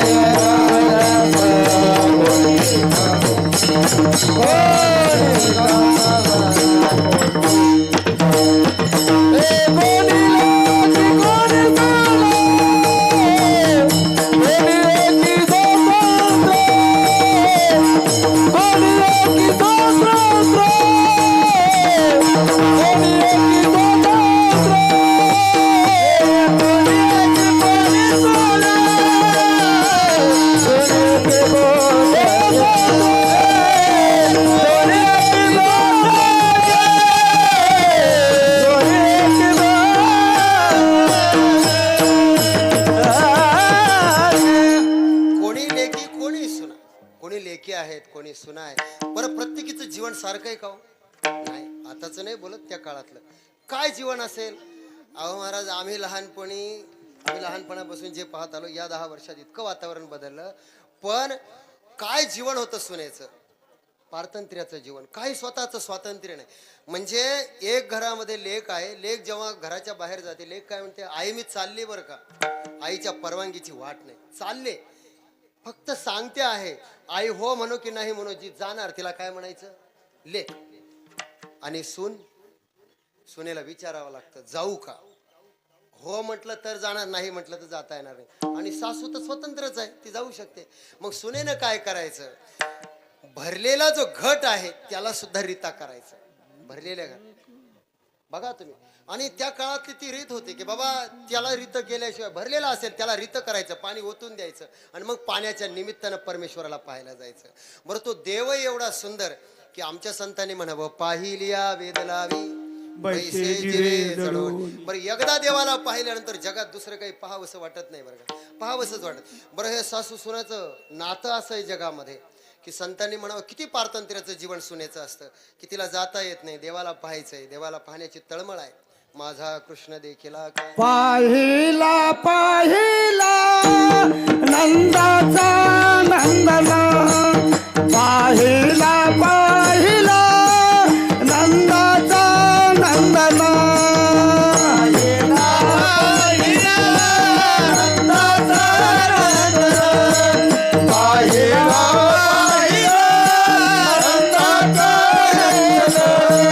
पाहिला पाहिला नंदाचा नंदना, पाहिला पाहिला नंदाचा नंदना, पाहिला पाहिला नंदाचा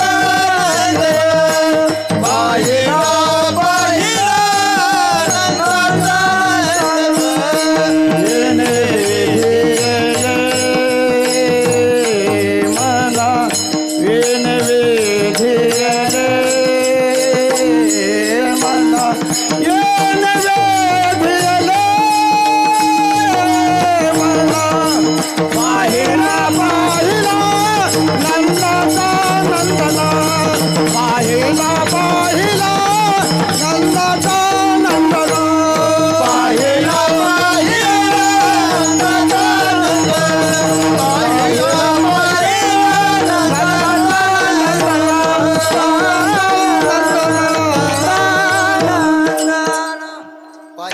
पाहिला नंदाचा नंदना.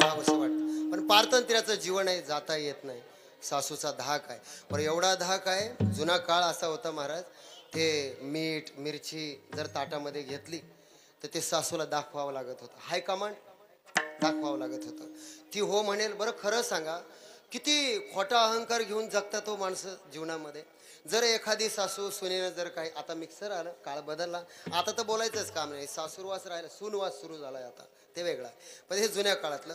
जर समजा एखाद्या सुनेनं सासूला दाखवलं की आत्याबाई मी या 4 मिरच्या घेतल्या, 4 मीठ घेतलं, बरोबर आहे का, जे सुनेनं घेतलं ते बरोबर आहे असं जर म्हटलं तर काय बिघडेल का. पण जर बरोबर म्हटलं तर तिच्या बापाचं नाव नाही जायचं का. ही 2 मिरच्या कमी तरी करेल किंवा वाढवा तरी घालेल, भाजी बिघडली तर चालेल, पण माझ्या सासूपणाचा अहंकार जाता कामा. हे सासूबद्दल नाही, जरा आमच्याकडे सांगतो, आमच्या महाराज लोकांचं पण सांगतो. इतकं कठीण आहे महाराज.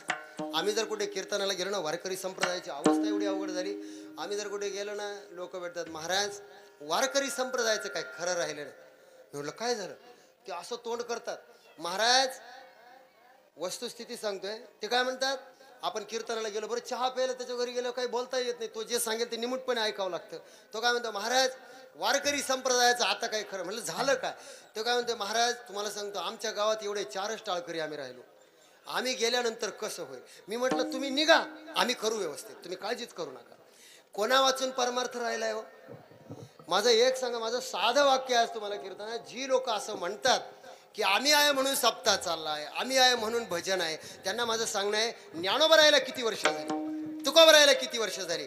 अरे हा वारकरी संप्रदाय आणि हा सप्ताह ज्ञानोबराय तुकोबरायच्या नावावर चालतो, तुमच्या नाही, तुमच्या नाही. आणि तुम्ही असले काय नसले काय, तुमच्यासारखे किती आले आणि किती गेले, तुमच्यामुळं नाही चालत. अहो महाराज तुम्ही सांगा, परमार्थ शिकवणं, भजन शिकवणं कुणाचं काम?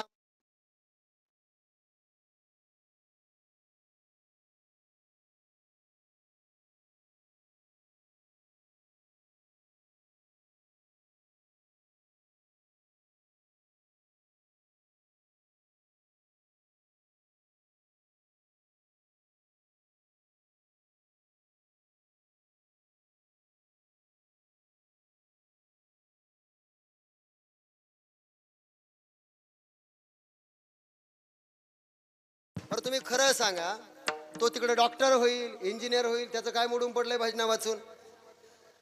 तुम्ही त्याला शिकवत नाही. जबाबदारी कोणाची आहे? तुमची आहे.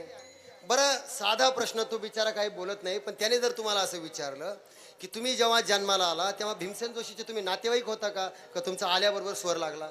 असं काय होतं का? नाही ना. तुम्हालाही कोणीतरी शिकवलं.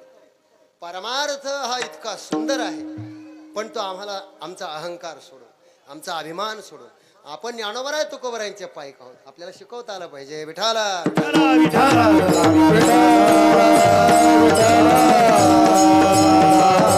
अहो महाराज, भगवान परमात्मा काय शिकवतं आपल्याला? गोवर्धन जेव्हा उचलला ना, स्वतः काय केलं? करंगळी लावली फक्त. संपूर्ण मोठा पर्वत उचलला. शहाणी माणसं, जी माणसं नेतृत्व करतात ना, ती सगळ्यांना संधी देतात. ऐका बरं, काल्याच्या कीर्तनात नुसत्या गोष्टी नाही ऐकायच्या, काय शिकायचं? करंगळी लावली आणि प्रत्येक आपल्या सवंगड्याला सांगितलं, साधे बोळे तुमच्याही काठ्या लावा, माझ्या एकट्याच्यानं उचलणार नाही. खरं सांगा, देवाला अशक्य होतं का उचलणं? उचललं देवानेच होतं, पण सगळ्यांना काठी लावायला लावली.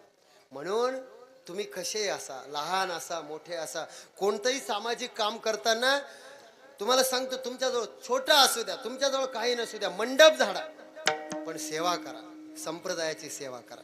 हे ज्याच्याकडे आहे अशी लोक देवाला आवडतात. असं लोक देव त्यांना जवळ करतो. विठाला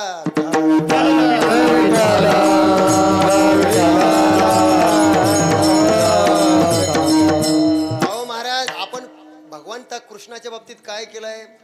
गोकुळामध्ये चोऱ्या केल्या, खोड्या केल्या, एवढ्या खोड्या केल्या, एवढ्या खोड्या केल्या. ते आनंदानं आपण ऐकतो, चरित्र म्हणून ऐकतो, चांगली गोष्ट आहे, पण त्यातून जे प्रबोधन व्हायला पाहिजे ते होतच नाही. अरे जो भगवान परमात्मा गोकुळामध्ये खोड्या करत होता, खोड्या करता करता जे देवाने जगाला शिकवलं ते आम्ही कुठं लक्षात ठेवलं? काय काय शिकवलं? काला शिकवला. वाळवंटामध्ये सगळ्या साध्या सवगड्यांना जमा केलं आणि जे आपल्या गावातलं दूध दुसऱ्या नगरीमध्ये जात होतं, जिथं शत्रूचं भरण पोषण होत होतं, ते जाणारं दुसऱ्याचं दूध थांबवलं. तिथं जगाला शिकवलं की थोडं असावं, पण आपलं स्वतःचं स्वराज्य असावं, आपलं स्वतःचं स्वराज्य असावं. ह्या साध्या साध्या गोष्टी शिकवल्या की नाही?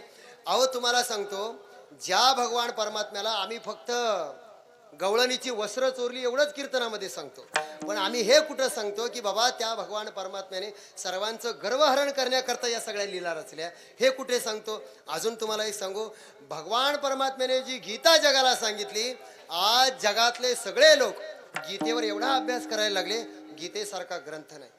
ते लोक त्याच्यावर PhD करायला लागले, फॉरेनचे लोक. आणि आपले लोक काय करतात? बरं आपण गीता कुठे ठेवली? ठेवायला कुठे पाहिजे? चांगल्या ठिकाणी. आपण कुठे ठेवली? कोर्टात. कुठे ठेवली? कोर्टात. बरं कोर्टात काय काम आहे तिचं? हात ठेवायचा, जे काही बोलेल ते खरं बोलेल, गीतेची शपथ घेऊन सांगतो, खरं बोलेल, खोटं बोलणार नाही. कुठं ठेवली? कोर्टात ठेवली. माझ्या कीर्तनात काही नाही लक्षात राहिलं. आज एक वाक्य सांगतो तुम्हाला. गीता कोर्टात नका ठेवू, गीता कोर्टात नका ठेवू, शाळेत ठेवा. कोर्टात ठेवायची गरज पडणार नाही. शाळेत ठेवा, कोर्टात ठेवायची गरज पडणार नाही. कोर्टात ठेवायची गरज नाही, कोर्टाचीच गरज पडणार नाही, एवढी ताकद गीतेची. पण आम्ही काय केलं? चुकीच्या ठिकाणी ठेवली. म्हणजे आम्हाला देव अजून कळालाच नाही देवाने काय शिकवलंय. अहो महाराज, आज जगामध्ये तुम्ही युट्यूबवर वगैरे इकडे तिकडे जर पाहिलं तर मोटिवेशनल स्पीकर किती वाढले. आता लोकांनी आत्महत्या करू नये, लोकांनी चांगलं जीवन जगावं म्हणून लोक मोटिवेशनल स्पीकर, आत्महत्या करू नका, चांगलं जीवन जगा म्हणून लोक चांगली फीस भरून मोटिवेशनल स्पीकर ऐकायला जातात जगामध्ये. पण एक सांगू, या जगातला सर्वात मोठा चांगला स्पीकर जर कोणी असेल तर तो भगवान श्रीकृष्ण परमात्मा आहे. अहो याच्यापेक्षा उत्तम स्पीच काय असेल? युद्धाचं मैदान आहे, एकीकडे कौरव आहे, एकीकडे पांडव आहे, युद्ध सुरू होणार आहे आणि अर्जुनाचं मनोबल वाढवण्याचं काम सुरू आहे. काय ताकद आहे! मला वाटतं गीता ज्याने वाचली त्याच्या जीवनामध्ये किती संकट येऊ द्या, ती संकट तुटतील पण माणूस तुटणार नाही. ही ताकद गीतेची आहे, ही ताकद गीतेची आहे. पण आम्ही हे समजूनच घेत नाही. माझे गुरु महाराज मला एक वाक्य सांगायचे, मुद्दाम तुम्हाला सांगतो. लोक म्हणतात महाराज परमार्थ केल्याने आम्हाला काय फायदा होणार आहे? लोक फायदा तोटा विचारतात. मी गमतीनं सांगतो तुम्हाला. माझी वेळ संपली तर सांगा बरं का, माझी वेळ संपत आली. फायदा तोटा सांगतो तुम्हाला. लोक म्हणतात की परमार्थ केल्यानं तुमचा संसार सुधरेल, तुम्हाला पैसा मिळेल, तुम्ही आमदार व्हाल, खासदार व्हाल. मला माहित नाही. परमार्थानं लौकिक परिस्थिती सुधरत नाही बरं का, हे मी कीर्तनात आवर्जून सांगतो. आणि ती सुधारली असती तर ज्ञानोबर आहे, तुकोबर आहे, इतका परमार्थ आपला मोठा आहे का? आहे का? पण त्यांची परिस्थिती काय होती हे आपण पहा जरा. वारकरी संप्रदायामध्ये एकटे नाथ महाराज जर सोडले तर त्यांच्या इतकं श्रीमंत कोणी नाही. तेवढे एक अपवादात्मक. पण याचा अर्थ असा आहे, जर परमार्थ केल्यानं जर आमचा संसार सुधारणार नसेल तर लोक म्हणतील मग परमार्थ करायचं कशा करता? तर याचं उत्तर ज्ञानोबरायाने ज्ञानेश्वरीत दिलं. मेरो पासोने थोरे देह दुःखेची ने डोंगरे, दाटी जेबा पडी भरे चित्तन दटे. मेरू पर्वतापेक्षा ही महान महान दुःखाची डोंगर जरी देहावर आदळली तरी जो आपल्या परमार्थ वृत्तीपासून यत्किंचितही बाजूला होत नाही, ही परमार्थाची ताकद आहे. ही परमार्थाची. तुम्ही कोणत्याही परिस्थितीत राहा, त्या परिस्थितीत सुखानं आणि समाधान, म्हणजे परमार्थ आहे त्या परिस्थितीत बदल घडवत नाही. ज्या परिस्थितीत तुम्ही आहात त्याच परिस्थितीत सुखानं आणि आनंदानं जीवन कसं जगायचं हे जे शिकवतो त्याला परमार्थ म्हणतात. विठाला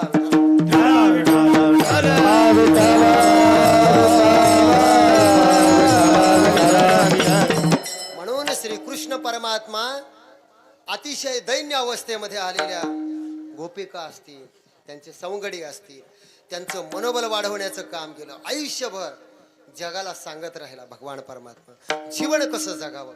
अहो ते कर्णाचं उदात्तीकरण करतात लोक अलीकडच्या काळामध्ये. ते मृत्युंजय वगैरे कादंबरी आली आणि लोक म्हणतात महाराज कर्णाचं कुठं चुकलं, तुम्ही फक्त एका लेखकाची कादंबरी वाचली म्हणून तसं बोलायला लागले. पण एक सांगू महाराज, संवाद सांगतो तुम्हाला, एका वाक्यामध्ये लक्षात येईल.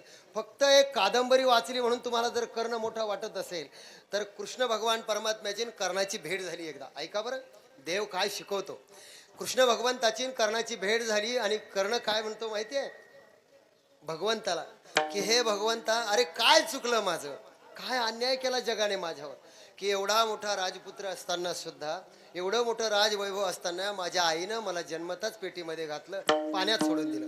काय दुर्भाग्य माझं.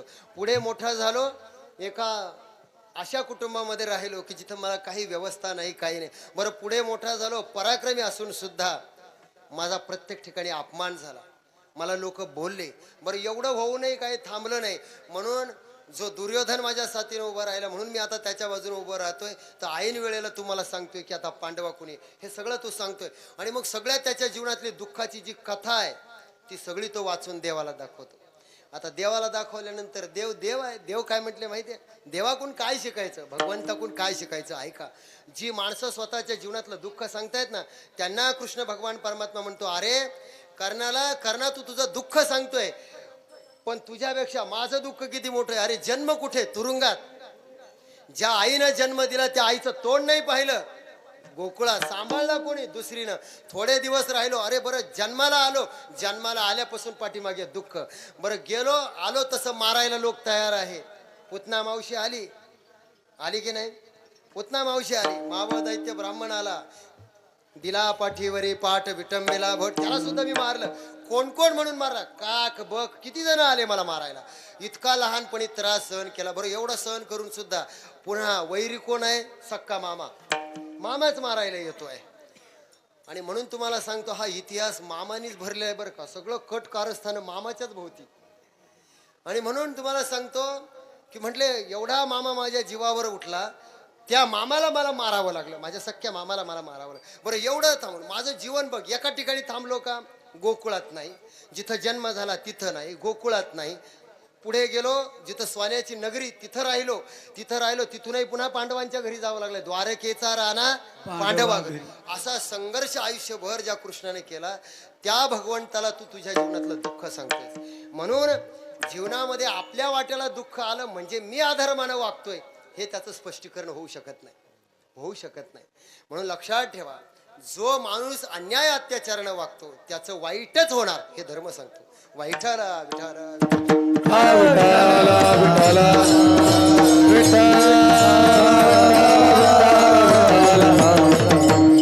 फार सारं बोलण्यासारखं आहे, पण वेळेअभावी तेवढं बोलत नाही. भगवान परमात्मा प्रचंड लीला गोकुळामध्ये करतो आहे, अनंत लीला करतो आहे. आणि त्या सगळ्या लीला करत असताना जेव्हा यशोदा मातेकडे गराणे जातात, कारण ऊन फार झालंय आणि सगळ्यांना त्रास होतो याची मला जाणीव आहे, त्यामुळं भगवान परमात्म्याच्या या सगळ्या खोड्या जेव्हा यशोदा मातेकडे जातात आणि सगळ्या गवळणी सांगतात की काय सांगावं यशोदा मातेला, की आम्ही आता गोकुळात राहावं का जावं, म्हणून तू एकच कर, काहीतरी सांग.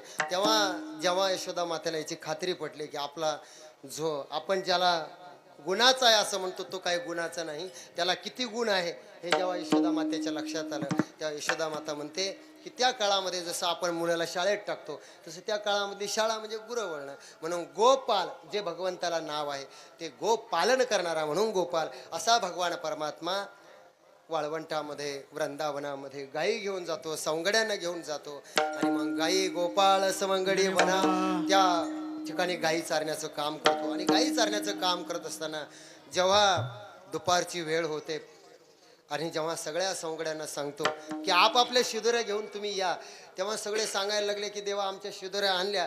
आणि म्हटले आता खेळत असताना सगळे गोपाळ म्हणायला लागले देवाला, म्हटले देवा अरे किती वेळ खेळायचं रे, खांदी भार मोठी भूक, काय कीर्तनाचे काय खेळायचे सुख. संतांनी म्हटलं आता काय खेळायचं सुख आहे, आता काहीतरी प्रसादाची व्यवस्था करावी. आणि म्हणून संतांनी सांगितलं की बाबा जशी तुमची शिदोरी असेल तशी आणल्याबरोबर, जशी माझी आहे तशी आणा, पण कान्होबा तुझी घोंगडी चांगली. संतांनी म्हणा अरे तुझं चांगलं आहे, पण आमचं जसं आहे तसं तू स्वीकार कर, आम्ही जशा आहोत तसा आमचा स्वीकार कर. आणि असं म्हटल्याबरोबर जशा त्यांच्या होत्या. म्हणून काल्याच्या कीर्तनाचं आणि काल्याच्या प्रसादाचं हे महत्व आहे. जे जे तुमच्याकडं असेल ते जसं असेल तरी न्यून्यते पुरते अधिकते सरते करून घ्यावे तुमते, हे जे ज्ञानोबराय सांगतात. जसं असेल वेडं वाकडं सगळ्यांचं एकत्र केलं आणि मग तो एकत्र केलेला काला दही भात तो एकत्र केला आणि आपल्या सवंगड्यांना जो वृंदावनामध्ये त्या वाळवंटामध्ये भगवंताने केला. देव आणि संतांच्या संगमामध्ये झालेला हा काला, जेव्हा जीवनामध्ये हा काला होतो तेव्हा जीव ब्रह्माचं ऐक्य होतं. जेव्हा जीव ब्रह्माचं ऐक्य होतं तेव्हा काय अवस्था प्राप्त होते. गवळणीच्या शेवटच्या चरण बाप रखुमादेवी बाप रखुमादेवी वारू जीविता जीवाळा, बाप रखुमादेवी वारू जीविता जीवाळा, रखुमादेवी वारू जीविता जीवाळा, रखुमादेवी वारू जीविता काही केला वेगळा नो माय, काही केला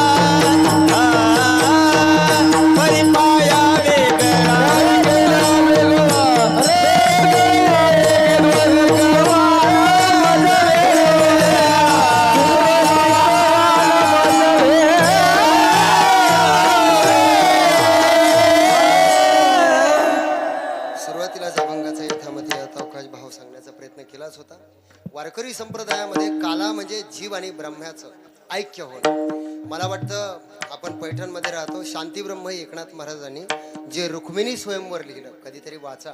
जीव ब्रह्माचं ऐक्याची जी संकल्पना आहे ती फार सुंदर त्याच्यामध्ये सांगितली. जीव शिवा हो तसे लग्न. जाऊ द्या, जीवाचं आणि ब्रह्माचं ऐक्य हे जरी कळत नसेल, सगळ्यात सोपं सांगतो तुम्हाला. लग्न कळतं? लग्न, विवाह, लग्न. लग्न म्हणजे पती पत्नी, नवरा आणि बायको. मी आज तुम्हाला साधं विचारतो, नवरा आणि बायको, पती आणि पत्नी हे शब्द दोन आहे का एक आहे हो? नवरा आणि बायको दोन आहे का एक आहे? लग्न झालंय ना सगळ्यांचं? दोन आहे का एक आहे? जाऊ द्या ना महाराज, तुम्हाला कशाला बोलवले सांगा. एक तर ऊन तापलंय, मीही घामे घुम झालोय.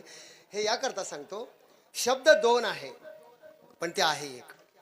देहानं ती दोन आहेत पण आत्मतत्वानं ती एक आहेत. जसं संतांनी म्हणावं, नको ब्रह्मज्ञान आत्मस्थिती भाव, मी भक्त तू देव ऐसे कर. भक्तीमध्ये मी भक्त तू देव, पण दोन्ही एक आहे. जाऊ द्या, सोपं सांगतो. एकदा काय झालं, एका माणसानं बाजारामध्ये 1000 रुपये उसने घेतले. तो मालकाला परत न्यायला घरी गेला. घरी गेल्यानंतर त्याने सांगितलं, शामराव कुठे? म्हणले गेले तालुक्याला. काय काम होतं? त्या घरची पत्नी म्हणली, काय काम होतं? म्हणले काय नाही हो, मागच्या बाजारला त्यांचे 1000 रुपये घेतले होते, तेवढे परत द्यायचे होते. म्हणले मग द्या माझ्याजवळ ते, आणि मी काही वेगळे नाही. वेगळी नाही म्हणजे काय? नवरा बायको वेगळे थोडीच राहतात, एकच राहतात ना. वेगळी नाही या म्हणण्यातला अर्थ एक आहे, पण एक आहे याचा अर्थ इतकंही एक नाही की एका बाईने कीर्तनामध्ये ऐकलं, महाराजांनी सांगितलं नवरा आणि बायको वेगळे नसतात, ते एकच असतात. आता काही लोकांच्या डोक्यावर एवढा परिणाम होतो, ती घरी गेली. घरी गेल्याबरोबर नवरा बिचारा बाहेरून काम करून आला, त्याला तहान लागली. तो म्हटला, हे बघ खूप तहान लागली, पाणी आण. ते म्हटले, हे बघा तुम्हाला पाणी पिण्याची गरज नाही, आत्ता मी तांब भरून पाणी पिले, तुम्ही पिले काय मी पिले काय एकच आहे, चालेल का? ते म्हटले चहा कर. म्हणले तुमच्याही वाट्याचा 1 कप जास्तीचा पिलाय मी, तुम्ही पिले नाही तरी चालेल, चालेल का? एक आहे हे खरं आहे, पण व्यवहार चालण्याकरता नवरा नवरा पाहिजे, बायको बायको पाहिजे. तसं जगामध्ये जीव आणि ब्रह्मामध्ये एकत्व आहे, पण तुझं माझं नाही भेद सहज केला होता विनोद, हे संतांनी म्हणा. पण व्यवहार चालण्याकरता, भक्तीचा आनंद घेण्याकरता तू देव असावा आणि मी भक्त असावा, हे अंतर गरजेचं आहे. म्हणून तर आमचे ज्ञानोबराय म्हणतात, दर्पणी पाहता रूप न दिसे आपुले. दर्पणी पाहिलं तर माझा चेहरा मला दिसत नाही, मला देव दिसतो. एकत्व निश्चयाला जेव्हा गवळण प्राप्त होते, असं एकत्व आपल्या जीवनामध्ये प्राप्त व्हावं, याला जीवशिवा होत असे. लग्न यथामती यथावकाश.